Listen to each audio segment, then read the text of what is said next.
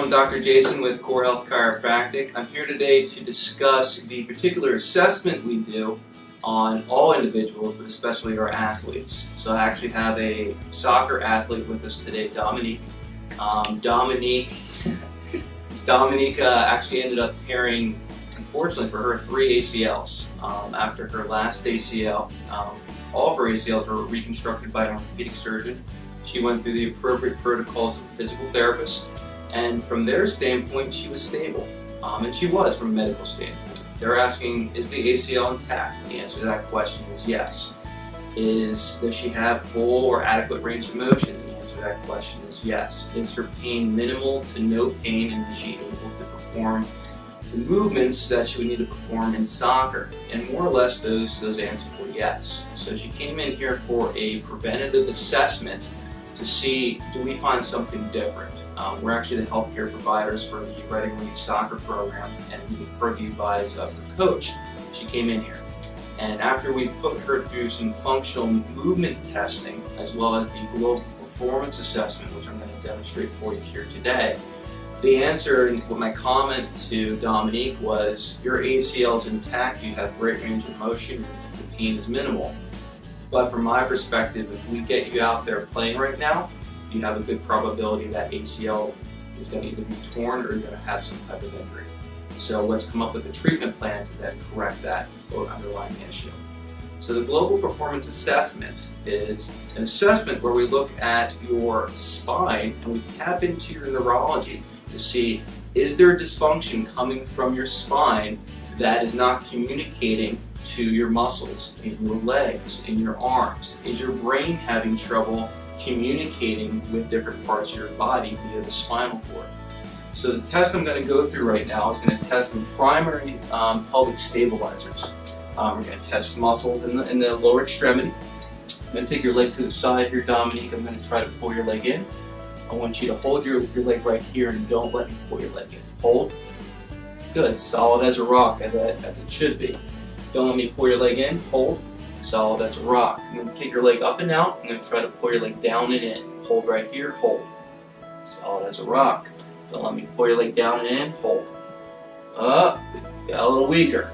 Okay. This is the leg that Dominique most recently tore her ACL in. Okay. Don't let me push straight down here. Hold. Solid as a rock. Don't let me push straight down here. Hold. A little weaker. Okay. And what I'm particularly testing there, and it caused you a little bit of pain, it seems. Okay. So we're not adjusting Dominique here, but what I am going to do is do some testing to see if we can have a neurological effect, a change, to make those muscles stronger. Okay. Okay. Now, Dominique, I'm not adjusting you here. I'm just taking your head to your side. Okay. I'm changing the orientation of her cervical spine, the positioning of her cervical spine, and the effect it has on the nerve roots exiting out from the brain. I'm also changing a reflex called your nectonic reflex, which is what stabilizes your head and that neurological centered area. Okay. Then we're going to see if we're stronger. Okay. Don't let me pull your leg down and in. Solid as a rock. Don't let me push your leg straight down. Solid as a rock. Let's have you put your head straight here, Dominique. Don't let me pull your leg down and in. Weak. Don't let me push your leg straight down. Weak. Okay. Why is that happening? I didn't adjust her. We just changed the orientation of her head. When we change the orientation of a body part, we're also changing the positioning of the vertebral column, particularly in the neck. The neck is the most neurological centered area of your spine, of your neurological system. Now you're saying, well, how can that cause weakness? Okay, we all know subconsciously that the brain sends messages and tells your body what to do. So when you're stepping out for that soccer ball, your brain has to say to your left leg right now, step out, like I'm doing so right now. Problem is, if there's some weakness occurring with that you don't know about, then we can have some effect to the joint structure itself. So in Dominique's case, the last time she tore her ACL, I believe you were running, you reached out, you stopped abruptly, and then it blew out. Is that correct? Jumped up and landed. Okay. So she jumped up and landed down on the ground. She should be able to sustain that. Okay. problem is, if the quadricep muscle, the psoas muscle, and the IT band are weak, all that pressure from that jump is going into the joint. What stabilizes the joint then? Ligaments and tendons.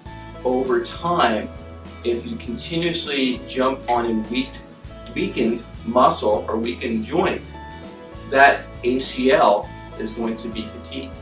And that ACL then can potentially tear.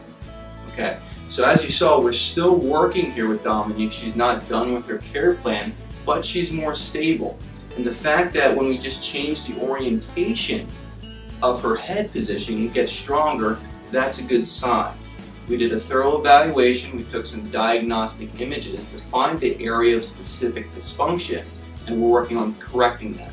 We also, just like a physical therapist, we implemented some then rehabilitative exercises to make her stronger and challenge that effect. Because I can make an adjustment here, but it doesn't matter if she then goes out on the field and she's weak.